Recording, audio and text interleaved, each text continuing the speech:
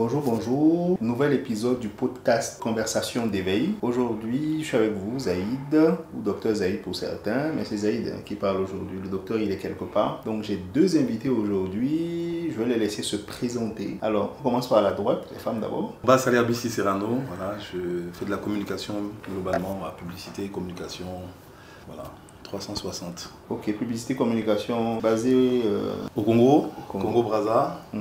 Donc voilà. À ma gauche. Kamal Onifade Abibola, je suis dans le BTP, basé à Abidjan. Voilà. Alors, c'est un podcast causerie, hein. On va causer. Nous, on partage avec vous aujourd'hui une conversation. On s'est dit qu'on allait aujourd'hui la mettre en lumière. C'est des conversations qu'on a souvent. Pourquoi on fait ce podcast aujourd'hui? Moi, je vis à Cotonou. Eux, ils sont passagers. Pour la petite histoire, on est amis, on a fait l'école ensemble, le lycée ensemble. On jouait au basket. Je sais pas, je pense qu'il y avait des bons shooters, il y avait des bons ailiers, et puis il y avait des défenseurs, en fait, des gens. Donc, c'est une conversation entre potes. Pour mettre un peu le décor, on a joué au basket ensemble, on a passé une bonne partie du collège aussi ensemble, et puis après, soit de la vie de chacun, les obligations ont fait que chacun a pris sa route. Aujourd'hui, ils sont de passage à Cotonou, on a passé un bon moment ensemble et on s'est dit, mais pourquoi ne pas échanger avec des micros sur certains sujets qui nous tiennent à cœur, en fait, parce qu'aujourd'hui, sur les réseaux sociaux, c'est vrai que ça discute beaucoup, mais on ne parle pas toujours de sujets clés, de sujets qui auraient pu inspirer d'autres personnes. En fait, c'est des sujets de partage qui aideraient peut-être certaines personnes et qui leur donnerait un autre point de vue, un autre regard en fait sur, on va parler essentiellement aujourd'hui des carrières, du développement de chacun et de comment nous apercevons la vie, comment nous faisons notre bonhomme de chemin et surtout de notre mindset dans la vie par rapport à nos carrières qui sont complètement différentes. Moi je suis médecin, gynécologue obstétricien spécialisé en traitement de l'infertilité. Kamal Onifade est dans le BTP, Serrano est dans la communication dans un autre pays. Donc regard croisé sur tout ça, on va essayer d'échanger et en commentaire derrière aussi si les partages seront ouverts pour nous dire ce que vous pensez de telle ou telle chose. Voilà. Alors, je vais commencer par Kamal. Tu vas me parler un peu de ton parcours. Qu'est-ce qui t'a conduit dans ton domaine et ce que tu penses être en tout cas un début de réussite dans ton parcours? Alors, j'ai eu mon bac au Bénin, à Porto-Novo, en 2000. Avant de partir à l'étranger, je suis parti en France pour des formations professionnelles et j'ai choisi le BTP. Ce qui m'a fait choisir le BTP, c'est l'état de dégradation de la route Cotonou-Porto-Novo qu'on faisait tout le temps, avec les parents. Et je m'étais dit, il faut que je participe dès le départ au développement du Bénin en étant un ingénieur des ponts et chaussées. Donc, c'est l'une des raisons pour lesquelles j'ai choisi le BTP. J'ai fait une école d'ingénieur en France, je suis sorti en 2005. J'ai travaillé en France et j'ai eu pas mal d'années d'expérience. Et de 2005 à 2012. Et en 2012, j'ai décidé de partir de la France, de revenir en Afrique. J'ai fait le Gabon, 2 ans là-bas. Je suis parti après à l'île de la Réunion, 5 ans. Et depuis 2018, je suis en Côte d'Ivoire, à Abidjan, où j'exerce actuellement comme directeur du pôle route et infrastructure de l'entreprise PFO Construction, l'entreprise ivoirienne. Voilà. C'est super, c'est bon. Moi, je savais que c'était le matheux à l'école. Et je vois que tu étais patriote, point et chaussée pour venir développer ton pays. Finalement, bon, la terre d'hospitalité, là, c'est vous qui l'avez développée là-bas, apparemment. Sinon, le Bénin est là aussi. On s'occupe de notre pays. Il y a de très belles routes au Bénin. Oui, c'est ce que je lui dis. On se débrouille bien, on se débrouille très bien chez nous. Okay. Donc, mais il y a toujours une place si vous voulez revenir, participer. Je pense qu'il y a toujours une place pour vous. Il n'y a pas de souci. Si l'opportunité se crée, je reviens au Bénin, avec plaisir. D'accord. Parcours très intéressant. Abissi Serrano. Alors moi, j'ai un parcours complètement différent. Moi, je pense que la communication est venue à moi. Je n'ai pas fait d'école de communication, je ne suis pas monteur, je ne fais pas de photos, mais j'arrive à avoir des idées. Je pense que j'ai des bonnes idées, des idées impactantes. Et le plus difficile, c'est retransmettre. Donc moi, j'arrive à retransmettre à mes équipes ce que je prévisualise, ce que je vois. À mon parcours, vous me connaissez depuis longtemps, je suis le mec qui connaît tout le monde, qui aime échanger, qui aime discuter et qui est très relationnel. Et donc c'est dans ça que je me suis dit, mais en fait, c'est un métier que je ne connaissais pas du tout en fait. Que je connaissais pas du tout et donc j'ai monté ma boîte à Point Noir parce que j'étais au Bénin ici et puis à un moment je suis tombé malade, donc je suis allé me faire soigner, je devais aller en Europe me faire soigner. Et bref, donc à un moment je rentre au Congo et sur le tas en fait. Je fais d'autres boulots et sur le tas, je commence. La boîte Ponton Connexion Multimédia a été montée d'une discussion comme celle-ci avec des gens en disant mais nous on est un peu écartés de ce domaine-là. Vous saviez, à l'époque il n'y avait pas Facebook, il y avait des pages et des groupes qui vendaient entre expats. C'est-à-dire que cet appartement, pour avoir accès, il faut que quelqu'un te dise qu'il est libre. À chaque fois que tu arrives, c'est déjà pris. Ce téléphone moins cher, cet ordinateur. Et il y avait ça sur Pointe-Noire. Donc nous, on a décidé de faire un truc qui pouvait profiter aussi aux Congolais. D'où on a monté Ponton Connexion. Pointe-Noire, c'est le petit nom de Ponton. Pointe-Noire, donc Pointe-Noire Connexion Multimédia. On a ajouté du multimédia après parce que le digital est né dans la foulée. Ok. Donc on a été une des premières boîtes à faire du digital à Pointe-Noire au Congo. Et donc c'est comme ça que j'ai commencé. On a un volet événementiel qu'on a ajouté à la boîte. C'est comme ça que j'ai commencé. Donc beaucoup de connexions, beaucoup de gens que je connais. Et c'était, oui, bon, on est tombé dans des discussions comme ça. On a besoin de faire une soirée d'entreprise. Est-ce que vous connaissez des gens qui peuvent faire une soirée ? Donc moi, comme vous allez le comprendre, je suis quelqu'un de très pragmatique, on y va, on arrête de parler, on y va, on le fait. Donc est-ce que vous connaissez, je reviens à la discussion, c'est est-ce que vous connaissez des jeunes, des artistes qui peuvent nous moins une soirée d'entreprise, voilà. On dit oui, bien sûr, et bien sûr que je connaissais quelqu'un qui faisait avec les artistes et tout ça, qui était dans le milieu de la com, donc dans l'événementiel plus précisément. On nous prend, on fait un test. Donc le monsieur, c'est une grande boîte, nous on regroupe des artistes, des danseurs, et pendant la soirée, on invite des jeunes qui font une chorégraphie, vous savez les medley là, c'est-à-dire tu commences par du hip-hop et tu finis par du jazz ou de la salsa, donc qui traverse tous les styles et tous les continents par ricochet. Et le DJ fait un discours, il dit à la fin de la soirée, merci, vous nous avez fait voyager à travers votre danse. D'habitude, on est toujours là, on écoute les sons traditionnels, mais là, il y a eu de la danse hindoue, il y a eu du hip-hop, il y a eu de ceci, de cela. Le gars, il est émerveillé, il nous dit bravo les jeunes. Et tout de suite, tu as le responsable communication qui vient me voir. Le déjà aimé, bon, je crois qu'on va travailler ensemble. Voilà comment c'est né. Waouh. Donc, dans la communication. Ouais, c'est inspirant. Ce qui est intéressant, en fait, c'est qu'on a deux profils complètement différents. Ouais. On a un profil académique, je suis allé à l'école, j'ai eu le bac, j'ai fait des études, finalement, un métier, ça. Et de l'autre côté, Serrano dit, moi, la communication est venue à moi, je suis pragmatique et aujourd'hui, tu as une grosse boîte. Bon, voilà, on va être humble, on est humble, Inch'Allah. Elle va être plus grosse que ça encore, par la grâce de Dieu. Et de toute façon, c'est en devenir. Et tu dis, un homme pragmatique, pratique, avec du bon sens, qui arrive à atteindre des résultats. Donc finalement, la question, parce qu'il y a une question essentielle aujourd'hui, parce qu'il y a beaucoup de jeunes qui disent, en tout cas des plus jeunes que nous, et même des gens de notre qui disent, aujourd'hui, est-ce que justement faire des longues études, c'est une garantie ou pas? Peut-être pas, mais ce que moi j'aimerais savoir, je vais poser la question séparément, qu'est-ce qui pour vous a été le plus important pour atteindre vos objectifs aujourd'hui? Autant l'académicien que le self-made man. Alors, on commence par le self-made man. Moi, je pense que dans la vie, on n'a pas de garantie. On n'a pas de garantie. Moi, je pense qu'il faut avoir un état d'esprit et il ne faut rien lâcher, comme on dit. C'est-à-dire que ce soit dans tes études, que ce soit dans la vie de tous les jours, comme moi, il ne faut rien lâcher. Moi, j'ai travaillé en entreprise pendant 7 ans avant de monter ma boîte, attention. Okay. Donc, j'ai eu un poste à responsabilité, c'est vrai, mais j'ai été inspiré. J'ai vu comment ça se passe dans une boîte structurée, une grosse boîte. J'ai été responsable logistique pendant 7 ans. J'ai été responsable achat aussi. J'ai pris de l'expérience, de la discipline. Il ne faut pas oublier ça. Maintenant, pour ceux qui veulent se lancer tout seuls, qui n'ont pas fait de parcours académique, c'est 2 fois plus difficile. Parce qu'on est dans des pays francophones où on te demande quel est ton diplôme. Ouais, quel est ton diplôme? On te demande pas qu'est-ce que tu sais faire. On te demande quel est ton diplôme. Tu as été à quelle école? Donc, moi je dis que le parcours académique est recommandé. Mais il y a des gens qui ont fait des parcours académiques et à un moment donné, ils ont complètement laissé le parcours académique qu'ils ont fait et ils se sont lancés dans de l'entrepreneuriat ou dans d'autres choses. Donc, je pense que c'est une question de passion. Parce que moi, quand je te dis la communication est venue en moi, j'ai ça en moi. C'est une question de passion. Quelle est ta passion? Quels sont tes rêves? Qu'est-ce que tu aimes faire? Si tu arrives à trouver ça, fonce. C'est ce que moi j'ai à dire. C'est ce que moi je pense. Moi, je pense qu'il y a le rêve. Qu'est-ce qu'on veut faire? Qu'est-ce qu'on veut devenir? C'est le rêve. Pour moi, foncièrement, s'il faut faire des études parce que c'est le chemin pour atteindre ton rêve, il faut le faire. Si tu dois pas faire les études, si tu dois faire une formation professionnelle parce que ton rêve passe par là, tu le fais. Si tu veux être basketteur professionnel, il y a des étapes pour le faire. C'est le rêve. Il faut se donner et le moyen déjà moral et physique également. Après, on sait qu'il y a également les moyens financiers et c'est ça le plus compliqué parce que c'est pas tout le monde qui a les moyens moyens d'atteindre leurs rêves. Mais le fait d'y croire, c'est important, et le fait de ne pas lâcher par tous les moyens pour atteindre le rêve, pour moi, c'est le plus important. Après, il y a la rigueur, évidemment. Tu as travaillé dans une entreprise structurée qui t'a appris que il faut pouvoir mettre des barrières et savoir où tu vas et ne pas se disperser. Ça aussi, c'est ce qui permet d'atteindre les rêves. Et quand on se disperse et puis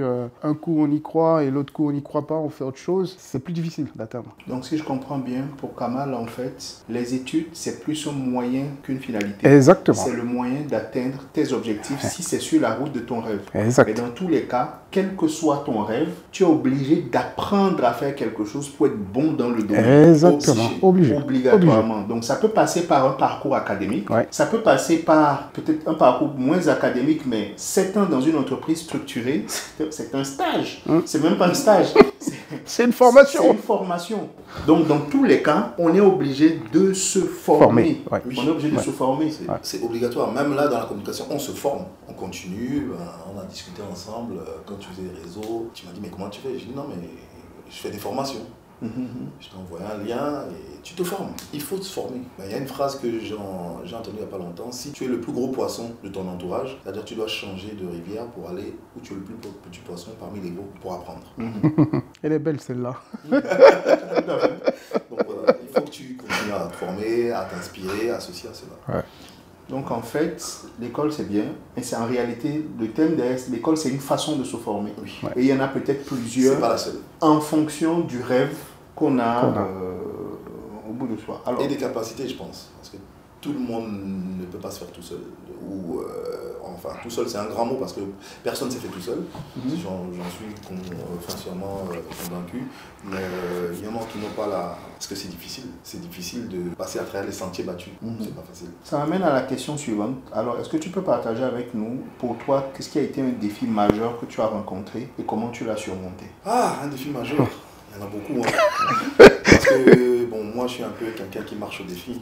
Je me rappelle que 2018, je vais voir une entreprise en réunion. Ils m'invitent, tu vois, donc je prends l'avion, je vais à un hôtel et je vais les voir pour discuter du plan qu'ils ont pour prendre, c'est-à-dire pour conquérir une nouvelle ville pour leur réseau. Et quand je fais cette réunion-là, ils ne me connaissent pas. Ils ont leur fournisseur habituel, mais c'est qui celui-là, il est passé par qui?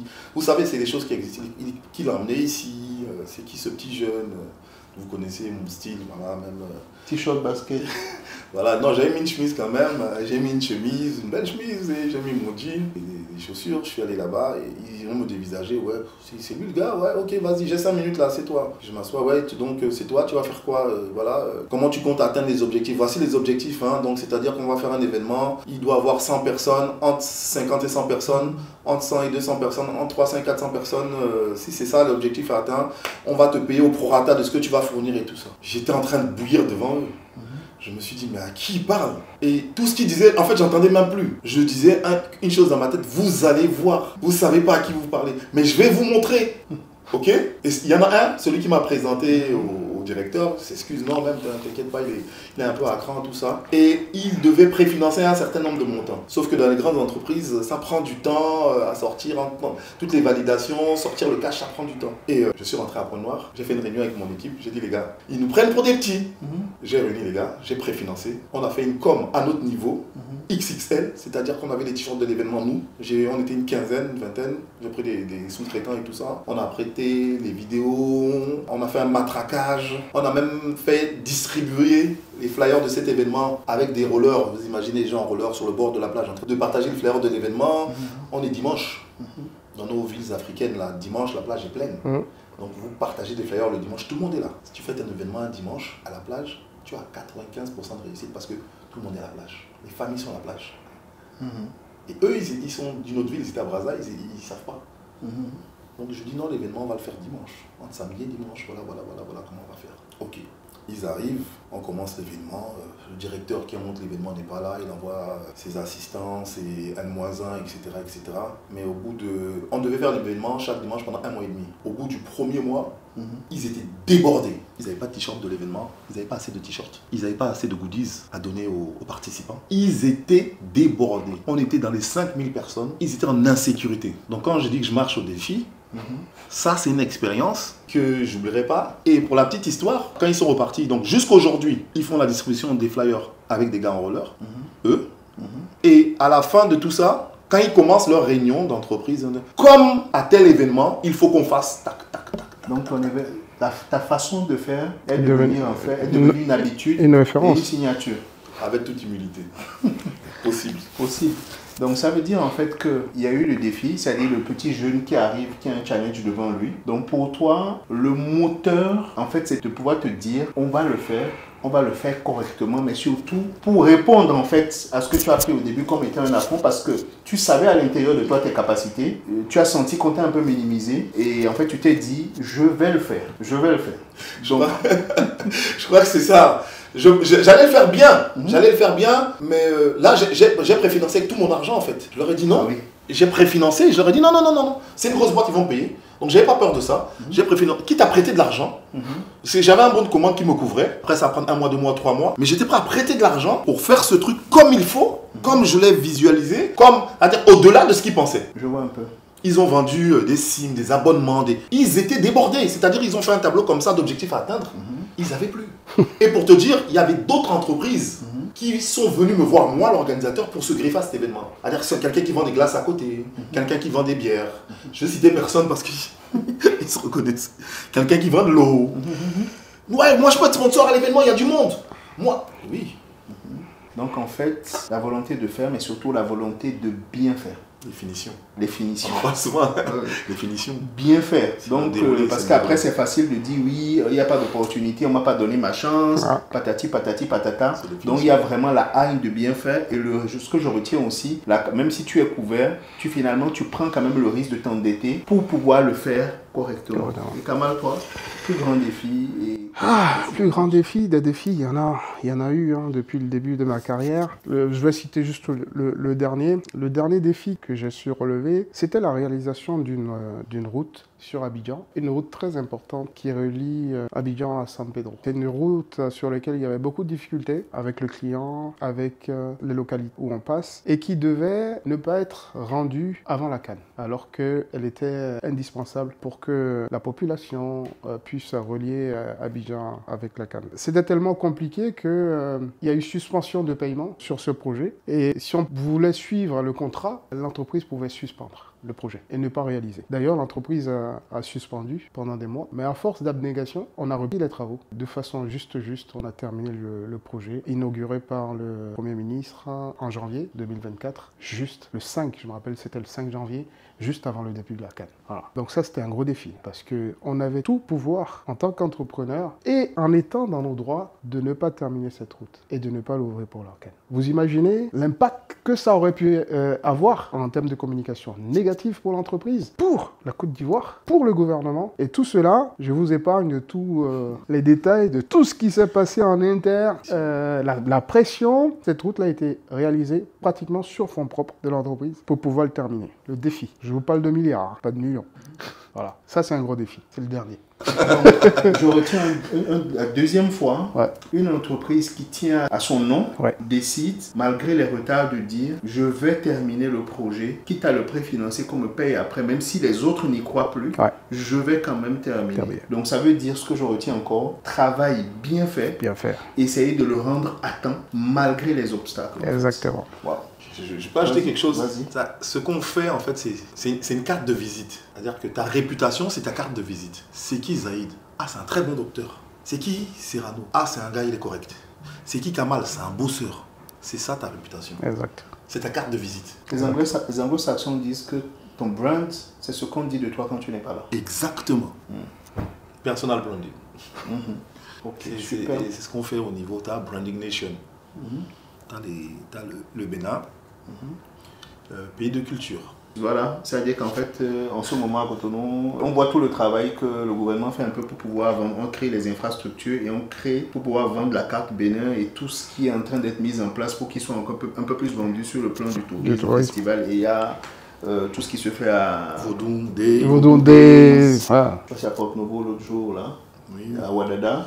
Et en fait, tout ce qui est en train de se faire pour pouvoir faire la carte, en fait, la carte culturelle, en fait, de tout ce qui va être visité dans le tourisme au Bénin. Donc, ça fait partie du branding. Et maintenant, la dernière fois, on était dans un resto. On était au resto, tu te rappelles, les jeunes dames qui étaient là. Je viens de Chicago, je viens de San Francisco. Oui. L'autre venait de Paris. Vous êtes de quel pays? Non, on est béninoise. Ouais. Avec beaucoup de fierté. Beaucoup de fierté. Ouais. Alors qu'avant, on ne voyait pas beaucoup les béninois dire on est béninois. Donc, oui, ça, oui. Quelque part, justement, le personal branding. Donc, tu le fais bien. Surtout dans la diaspora. Ouais. Tu le fais bien, c'est une carte de visite. Bien sûr. C'est une carte, c'est ta carte de visite. Alors, on ne va pas mettre beaucoup plus long, je vais aller sur les dernières questions essentiellement. Je vais dire, pour vous, quelle est la plus grande leçon que vous avez apprise au cours de votre carrière? C'est-à-dire, en fait, aujourd'hui, qu'est-ce qui est le pilier de ce qui te fait avancer et qu'est-ce qu'il faut pour avancer? Le ou les piliers? Moi, je dirais deux choses. Il faut toujours croire en soi. Il ne faut jamais lâcher. Ça, il ne faut jamais laisser quelqu'un te faire croire ou te faire penser que tu n'es pas capable. Ça, c'est un gros pilier. Pour moi, c'est le premier. Le deuxième pilier, qui rejoint un peu le premier, c'est l'abnégation. Tu tombes, tu te relèves. Faut pas avoir peur de tomber. Faut pas avoir peur de se cogner. On dit souvent, un échec, c'est un escalier pour monter. Quand tu tombes, c'est la meilleure façon de se relever. Quelqu'un qui tombe pas, comment il veut se lever davantage? Pas possible. Donc, pour moi, c'est les deux piliers qui m'ont tout le temps marqué et qui font de moi aujourd'hui ce que je suis et ce que j'essaie de transmettre également à mes enfants, aux jeunes que j'encadre aujourd'hui. On lâche pas. Je ne savais pas que tu étais devenu vieux. Il y a des jeunes aussi. Des jeunes aussi comme moi. Non, bien sûr, on est jeune, mais, oui. mais de toute façon, on est déjà... Il y en a qui sont derrière, exact. Qui montent, qui sont censés faire mieux. Exactement. Et l'idée du podcast, sans prétention, c'était vraiment de partager un peu l'expérience. Parce qu'on est tous, on a plein de projets. Hein. Si on se met à parler, on ne va pas finir avant demain. Et on apprend de personnes au-dessus de nous aussi. Mais c'était de se dire... Même en dessous. Même en dessous, hein. Exactement. Pourquoi ne pas avoir ces conversations-là en public? C'est sûr que ça va impacter des gens et ça va permettre à des gens qui sont peut-être en doute de pouvoir se dire, si vous sentez que vous êtes capable de faire une chose à l'intérieur de vous, au plus profond de vous, si je répète Kamal, ne laissez personne vous faire croire que vous ne pouvez pas y arriver. J'ai vu un truc sur TikTok l'autre jour où je pense que c'est un artiste béninois qui disait le Bénin est un cimetière de talent, ou quoi. En tout cas un truc du genre. C'est peut-être vrai, c'est sûr qu'il y a des faits qui font que, et on sait que bon, ça peut être complexe avec la mentalité la plus partagée, mais moi je fonctionne, je suis dans ma bulle ici, il n'y a pas de raison, les choses peuvent être comme elles sont, mais il y a forcément un moyen de pouvoir s'en sortir, de faire quelque chose, avec la grâce de Dieu, avec l'abnégation. Donc il ne faut pas se laisser briser en fait, et ne côtoyez pas les gens que vous sentez négatifs par rapport au projet que vous portez, c'est tout. Exactement, je te coupe la parole, ma femme va dire que je coupe toujours la parole. On va voir ça. En fait, mes idées vont vite et puis j'essaye de ne pas oublier le fil de mon idée.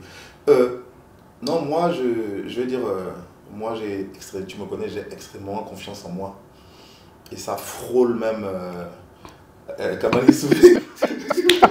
Ça frôle même, on va dire l'arrogance. J'aurais choisi un autre mot, ouais, mais je te donne une phrase de Thierry Henry que j'adore, j'ai vu ça sur les réseaux. Il dit, faire des dribbles, jongler, passe-moi un jump, non, ça je sais pas faire. Mais la mettre en lucarne, oui, ça je la mets facile. Quand tu dis ça à la télé à un journaliste et qu'on te dit oui, en lucarne, moi je le mets facile, tu es arrogant. Non, j'en suis sûr. Je sais le faire.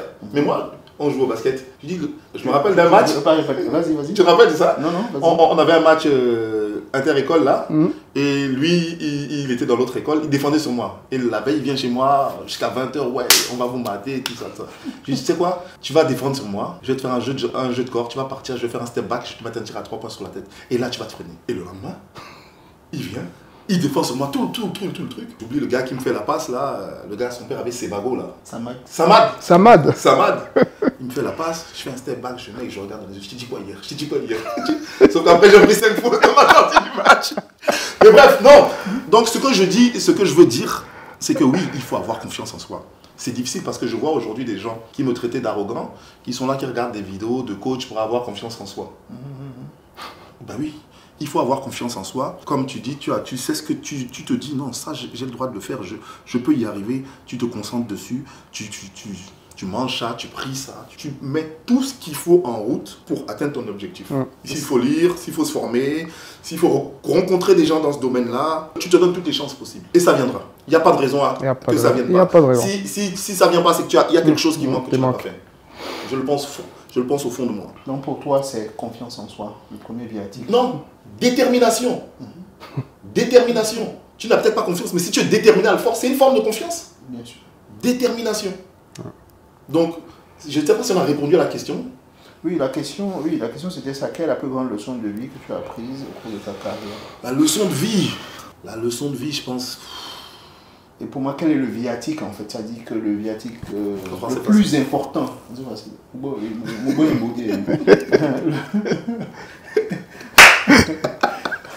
On est en famille, c'est pas les podcasts bizarres, c'est nous dans nous. Alors, donc non, le corps, je lis beaucoup en anglais, c'est de plus en plus, donc des fois ça se mélange un peu. Non, vas-y. L'élément essentiel aujourd'hui que tu dirais, ok, c'est ça mon moteur. Et c'est ça que j'aimerais peut-être partager, c'est ça le moteur en fait. Parce que je sens beaucoup de détermination, beaucoup d'assurance, Donc pour toi, est-ce que c'est ça l'élément essentiel? Non, il faut un peu de tout. Hein. Il faut un peu de tout pour équilibrer. Parce que beaucoup de détermination, on peut prendre ça comme de l'arrogance, on peut prendre ça comme de la prétention. C'est le mot que je cherchais tout à l'heure, de la prétention. Mais je pense qu'il faut aussi savoir faut s'armer de patience. Parce que les gros projets, tu peux être là, tu as tout monté, tu as ta détermination, mais rien n'avance. Parce que ça ne dépend plus de toi. C'est de l'administration en face de toi. Par exemple, lui, il travaille avec les routes. Tu attends qu'on signe, c'est le président de la République. Il doit signer ceci, il y a un autre forum, il y a Covid. Non, tu as de la détermination, mais tu dois aussi savoir être patient, attendre le bon moment en fait. Pour faire la passe des signes. La patience, sur les rails. Oui, d'accord. Voilà. Avoir la patience, détermination et patience. Parce qu'à un moment donné, ça rame. Oui. Donc il y a des facteurs qui ne dépendent pas de toi. Oui. Et à ce moment, tu n'as que ta détermination en fait en te disant malgré ça, c'est pas foutu, je ne lâche pas. Oui, parce que des gens, ils sont déterminés et ça n'avance plus. Il y en a qui peuvent faire des burn-out en disant oui, j'ai tout fait, c'est pas normal que ça marche pas. Et ce que les gens oublient souvent, c'est que pendant ta patience, tu emmagasines de l'expérience qui te servira. Ça, c'est très intéressant. Ça. Et ça, souvent, la patience, oh, j'y arrive pas, je veux atteindre ce but-là, pour l'instant, j'y suis pas. Mais le temps que tu passes là, c'est pas du temps perdu. Hein. Parce que tu rencontres des choses, tu rencontres des difficultés qui te forgent et qui te préparent pour demain. Et ça, souvent, on le voit pas. Et c'est après que tu te dis, tu puises dans cette expérience-là, quand tu as atteint ton but, pour te renforcer et pour te faire évoluer davantage. Alors, quel conseil donneriez-vous à votre version la plus jeune aujourd'hui? Quel conseil vous donneriez à votre version la plus jeune? Moi, je vais rigoler, je vais dire, prends des pilules pour grandir, pour devenir basketteur professionnel. Parce que je me rappelle bien, le rêve, c'était de devenir le prochain Michael Jordan. Quelque chose, moi je connais quelques sportifs, je ne suis pas joueur NBA, mais bon, j'ai joué en club et tout ça, que ce soit ici, que ce soit ailleurs. On a un club avec des amis, qui a gagné 3 fois la Coupe du Congo, et tu as des petits qui ont des talents, des machins, ils n'arrivent pas à sortir malheureusement, il y en a qui sont sortis, il y en a qui sont aux États-Unis, etc., qui font leur parcours. Je pense à toi, Gloire, et aux autres. Il y en a un qui joue même, qui a marqué 30 points là, pour les qualifications au Gabon, là, un petit à nous là. Bref, mais il y a du travail, mon gars. Les gens, ils veulent, tout le monde, toutes les mamans là, veulent que projet Mbappé. Mais les gamins, quand tu es professionnel, tu gagnes des millions d'euros. Tu bois pas d'alcool pour la plupart. On te limite les femmes. Tu te lèves à 7 heures. Tu manges pas ce que tu veux. Tu manges pas ce que tu veux. Tu fais des entraînements à ne plus finir. Mise au vert. Tu voyages partout. T'as pas le droit de faire ci, t'as pas le droit de faire ça. Jusqu'à 30 ans, 35 ans, 40 ans. Est-ce que tout le monde est prêt à faire ces sacrifices-là? Est-ce que tu es prêt à que ton gamin, dès qu'il ait l'âge de 10 ans, qu'il commence à courir des 2-3 km, ensuite 5, ensuite 10, ensuite 14, va te dire mon enfant est fatigué. Mon gars, c'est du boulot. C'est du boulot, c'est beaucoup de sacrifices, de détermination, encore une fois, et de patience. T'entends, le jour où il doit faire son premier match, fracture du péroné, ou ceci, cela. La rééducation, tu connais ça? Non. Donc voilà. Donc, le conseil que moi je peux donner à mon moi plus jeune, peut-être oser plus. Ah ouais? Parce que tu estimes que tu n'as pas développé ton potentiel, tu penses qu'il y en a encore beaucoup? Oui, oser plus dans les choses. C'est la seule chose que je peux dire. Si plus jeune, qu'est-ce que je me serais fait de mieux me structurer? De faire peut-être des formations dans la façon de se structurer. Après, je ne sais pas si c'est ma personne qui est comme ça, mais on peut avec beaucoup de travail, plus se structurer. Ouais. Je pense que plus jeune, c'est ce que j'aurais fait. Ouais. Ok. Oser plus. Mais il est encore temps, moi, je pense. Non, au plus jeune. Aujourd'hui, je le fais. Mais là, une dernière question, je n'avais pas prévu celle-là.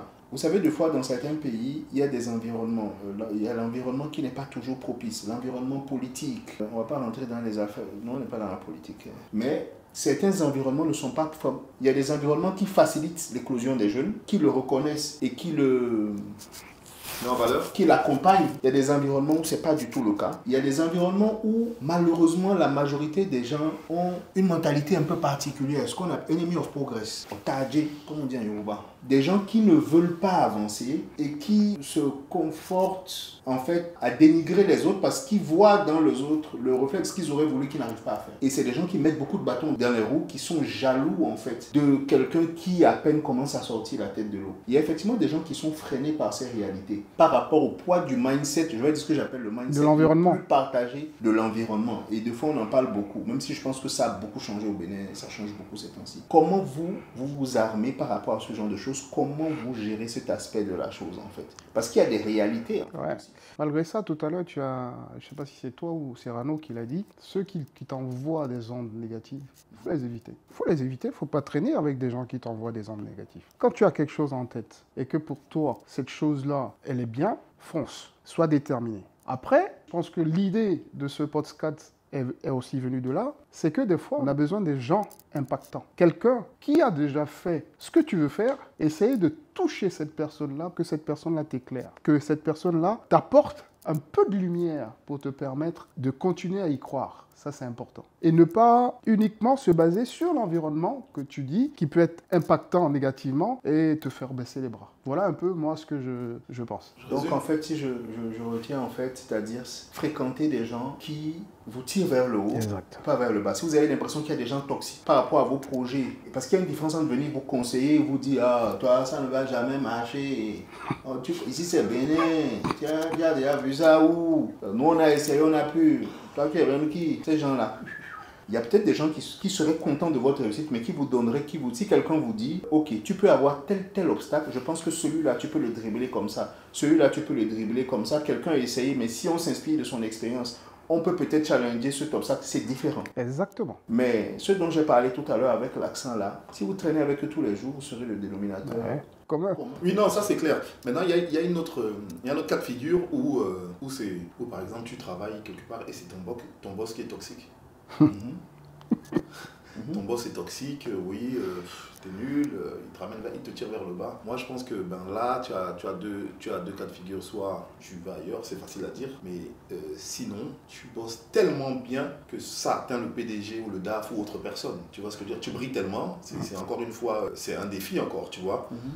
Que tu deviens indispensable. Indispensable. Tu brilles tellement qu'on te voit. Qu'on te voit. Qu'on te voit. Sans dire oui c'est moi qui ai fait ce mail, c'est-à-dire que je ne sais pas, il y a une réunion où tu lui fais les rapports et tout, et ce jour-là tu fais un PowerPoint de la mort que tu projettes et que lui-même il est émerveillé en réunion, oui, monsieur, c'est très bien fait, et il va dire merci à ta place, mais ton regard vers les autres, ils vont savoir que oui, c'est pas lui qui l'a fait, c'est toi qui l'as fait, tu trouverais une manière, sans envoyer un mail en disant c'est moi qui l'ai fait, attention, c'est différent, mais c'est dans cet esprit-là que j'ai monté ma boîte en fait.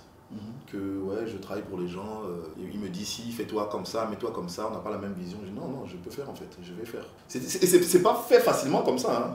Comme je disais à Kadi, ton épouse derrière moi, que oui, ça fait 14 ans que j'ai monté ma boîte, mais j'ai toujours peur. J'ai d'autres projets qui sont là, clés en main, c'est-à-dire que statistiquement ça va marcher, il n'y a rien à faire, mais j'ai peur de me lancer. C'est comme je lui disais, je pense que même Chris Brown lui disait, ou Fali, ou je ne sais qui d'autre, avant de monter sur scène, j'ai peur. J'ai un peu de tract, il y a le public. Donc j'ai ce tract, même si on est entrepreneur, on a.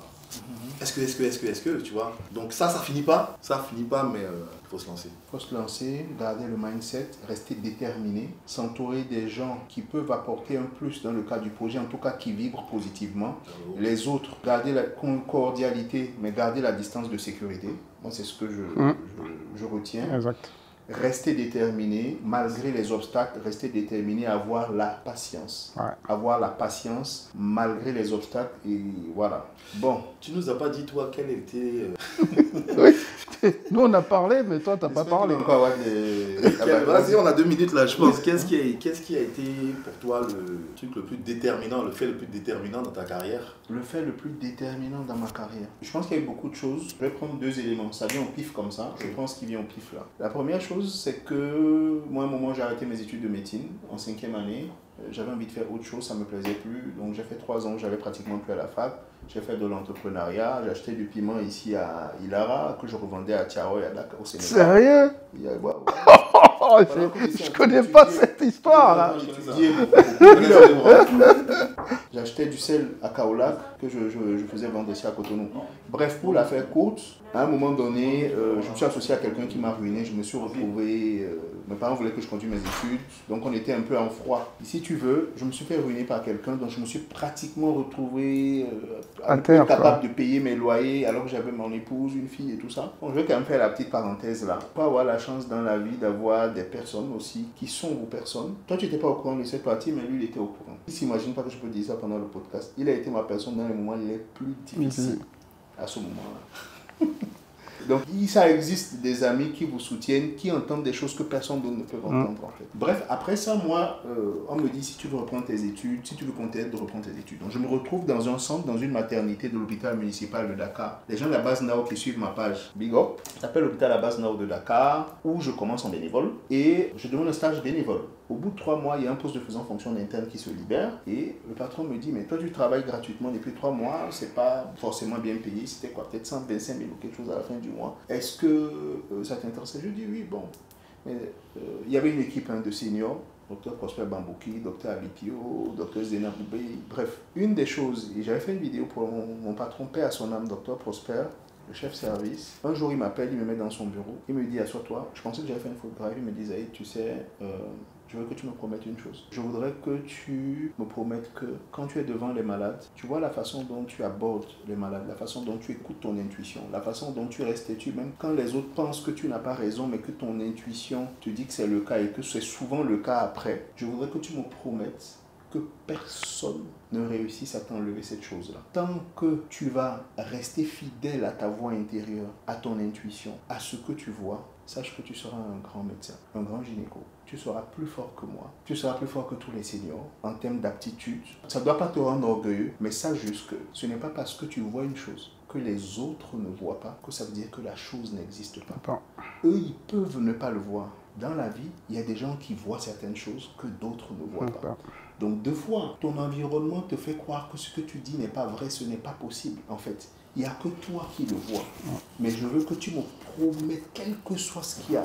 Ça, c'est ultra déterminant, ça. Tu ne m'abandonneras pas cette chose. À l'époque, je me disais ce matin, le matin, il me disait, qu'est-ce qu'il a bu, en fait? Est-ce qu'il y a un problème? Mais je ne percutais pas.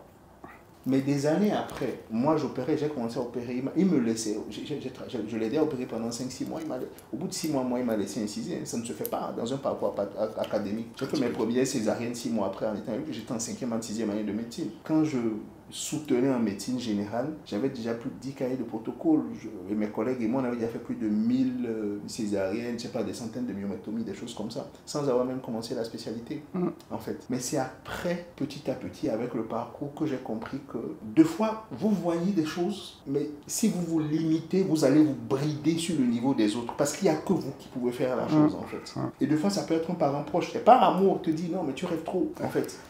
Mais Joe, si le truc est dans ton cœur, au fond de toi, tu es sincère, tu sens que c'est possible, Joe, c'est possible pour toi, peut-être pas pour les autres. C'est un élément important. Deuxième élément important, là, je vais parler un peu plus de mindset. Je pense qu'il faut apprendre, si on est croyant, quelle que soit la religion, il faut apprendre à accepter que l'univers peut être bon avec nous. Parce que quand on regarde partout autour de nous, le monde, il est bizarre. Aujourd'hui, il y a une patiente qui me rapporte l'autre jour, un docteur, il y a quelqu'un qui dit, quelqu'un me dit que peut-être vous êtes dans une secte, de toute façon vous êtes là et puis tout le monde parle de si ça vous est arrivé quand, si c'est dans une secte, c'est bon, c'est super ça. Les gens sont tellement focalisés qu'en fait, quand on arrive à faire quelque chose de bien, c'est que forcément on est passé par quelque chose de bizarre. Bizarre, ouais. Surtout dans notre environnement où, vous savez, c'est propice à ça en fait. Mais ce que j'ai compris, que j'ai appris de quelqu'un de proche, c'est que même s'il y a beaucoup de gens toxiques, si vous attendez la grâce de Dieu là, elle va venir là. Si vous l'attendez là, elle viendra là. Si vous l'attendez plus haut, elle viendra plus haut. Et deux fois, on ne s'autorise pas à recevoir la grandeur de nos rêves. Deux fois, on ne s'autorise pas à recevoir la grandeur des rêves, c'est-à-dire le potentiel que Dieu a mis en nous. Deux fois, on ne s'autorise pas à l'accepter. Et je pense que ça, c'est un autre débat, c'est un autre podcast. Oui. J'ai appris à m'autoriser de plus en plus un certain nombre de choses ces temps-ci. Et j'espère que ce n'est que le début, il y a beaucoup de choses qui vont venir derrière. C'est parce qu'on s'autorise aujourd'hui certaines choses qu'on décide de faire un podcast. Alors qu'on ne l'avait pas prévu de faire aujourd'hui. Ouais. Pas du tout. On le fait de façon inopinée, comme ça. Il y a 4 heures, on ne l'avait pas prévu. On ne l'avait pas prévu. Il y a une dernière chose qui m'est venue que je voulais dire aussi, c'est tout à l'heure pour compléter ce que tu dis, un bel exemple en fait de ce que tu disais. Écarter les gens qui sont toxiques, mais si vous allez avoir des gens que vous sentez qui sont contents de vos réussites et qui sont capables de vous secouer à des moments donnés pour que vous avanciez, c'est aussi correct. C'est très bien et c'est une chance de les avoir. Tout à l'heure, je disais à Kamal avant le live, avant d'avoir le courage de me mettre à l'écran aujourd'hui comme ça devant vous, ça fait 6-7 ans en fait, 6 ans à peu près qu'on le fait. J'avais parlé à ce monsieur là, que vous voyez à ma droite, avec la grosse tête, de Serrano. Je lui dis, moi je pense que je vais faire des vidéos pour éduquer les femmes à la santé. Je pense que je peux le faire. Il me dit, mais c'est une superbe idée et tout, et tout, et tout, et tout. Un an passe, il revient en vacances à Cotonou. Il me dit, mais et toi et ton projet de faire des vidéos? Je lui dis, non, vraiment, j'y réfléchis. J'ai pas pu parce que, bon, il me faut une bonne caméra. J'ai pas encore les moyens de me l'acheter. Il me faut ceci, il me faut cela. Vous savez ce qu'il me dit, le type? Il me dit, Zaïd, alors ça me revient. Tu sais, dans le monde, il y a 2 catégories de personnes. Il y a ceux qui ont décidé d'écrire leur histoire eux-mêmes et il y a ceux qui ont décidé de passer leur vie à raconter l'histoire que les autres ont écrite. Tu es mon ami, tu es mon frère. Mais moi, je te dis, à un moment dans la vie, il faut que tu choisisses dans quel camp tu es. Tu me racontes des conneries. Toi, tu es suffisamment intelligent de prendre ton vieux téléphone cassé, aller sur YouTube et apprendre comment on fait des vidéos avec peu de matériel. Donc tout ça, c'est des alibis. Si tu avais vraiment envie de le faire, commence avec ton vieux téléphone cassé. Commence avec ça. Tu vas me voir si dans quelques années, tu vas chez toi-même ta GoPro. Voilà. On est 6 ans, 7 ans. On est en vie. On rend grâce à Dieu. On filme avec un DJI Osmo Pocket. Maintenant, j'achète du matériel. Je me cache pour que madame ne voit pas. Elle dit, mais tu dépenses trop d'argent dans le matériel. Toi, tu as une agence de communication. Mais c'est quoi ton problème? Mais après, elle l'utilise aussi. Voilà. Voilà. Et puis, finalement, ton truc là était bien. Hein? Voilà. Donc aujourd'hui, voilà. On y est, mais ça a commencé sur quelqu'un qui m'a bousculé pour que je puisse sortir de ma zone de confort, en fait. Parce que, en fait, le plus difficile, souvent, on dit on rêve, c'est vrai, on dit attelez-vous à votre rêve, mais dans la vie concrète, ça veut dire se transformer, faire des choses qu'on n'était pas capable de faire avant. J'aime bien la vente de Youssoufa, à force de faire comme tout le monde, c'est difficile de devenir quelqu'un. Je vais ajouter quelque chose, excuse-moi Kamal, avant que j'oublie. C'est-à-dire qu'on a tous un ami comme ça qui vous voit dans les difficultés ou qui vous voit prendre un mauvais chemin. Il y en a qui vont te dire non, si tu aimes quelqu'un, dis-lui la vérité. Dis-lui que c'est pas bon. Ce jour-là, je n'ai pas marché moi avec Zaïd parce que le résultat est là. J'ai même pas besoin de parler en fait. Tu n'as même pas besoin de parler. Parce que je veux dire, là, il y a des gens, ils te voient, ils se disent non, je veux le frustrer. Moi, quitte à ce que tu ne me parles plus, si j'ai de l'estime pour toi, si je t'aime, si j'ai une onction de respect pour toi, je vais te dire non, en fait, là, frère, tu prends un mauvais chemin. Fais ci, fais ça. Moi, je pense que. Il y a beaucoup de nos connaissances amis qui vont me prendre pour un donneur de leçons, tout ça, ce que je dis souvent. Mec, non, c'est pas bon. C'est pas bon, là, tu te trompes. Fais comme ça, fais comme ça. Comme d'autres personnes me le disent à moi. Quitte à me vexer, tu vois, je prends la responsabilité de le faire. Ouais. Sortir de sa zone de confort. C'est vrai que j'ai répondu. Ouais. Oui. C'est bon. Ok, en tout cas merci. On espère que le podcast, cette séance d'échange va être utile pour vous et que ça sera utile pour nous aussi. Sur la plateforme en tout cas sur laquelle vous êtes, que ce soit pour Ponto Connexion, que ce soit sur nos plateformes, mettez-nous en commentaire qu'est-ce que vous en pensez, qu'est-ce que ça vous inspire et partagez avec nous. On a sûrement beaucoup d'enseignements aussi à recevoir de ça et on espère qu'il va y avoir d'autres conversations d'éveil comme ça. C'était un plaisir pour nous de vous d'avoir attiré votre attention et d'avoir partagé cet instant avec vous. Moi, je suis super content d'avoir Serrano, Kamal. Après toutes ces années, je pense qu'on rend grâce et c'est un moment privilégié d'être en bonne santé et d'être en mesure aujourd'hui d'échanger sur la grâce de Dieu sur nous et on espère que l'univers en expansion va continuer son travail à travers nous, à travers le reste du monde. Amen. Voilà. Amen. Un mot de fin? Merci pour cette opportunité. Hein. Merci. J'étais pas très chaud. Mais ouais, c'est bien de discuter, de dire aux gens que c'est possible en fait. C'est possible. Les exemples vivants de non, tu peux te battre, tu peux y arriver en fait. Tu peux, qui que tu sois, tu peux y arriver. C'est vrai, ça existe. Et sans détour, sans bizarrerie, on peut y arriver, les gars. Et je partage cela. Hein. Qui que tu sois, tu peux y arriver. Donc, il faut croire en nos rêves, les rêves les plus grands. Il ne faut pas se limiter. L'être humain n'a pas de limite. En gros, entourez-vous des gens qui ont des ondes positives. Voilà. Et qui pourrait vous aider à sortir de votre zone de confort pour que vous puissiez vous transformer intérieurement et commencer à faire des choses que vous n'auriez pas fait avant et commencer à obtenir des résultats que vous n'aviez pas avant. Merci à vous, portez-vous bien et on espère très bientôt vous revoir encore pour d'autres conversations d'éveil. Take care, c'était un plaisir. Ciao. Merci. Salut. Bonjour.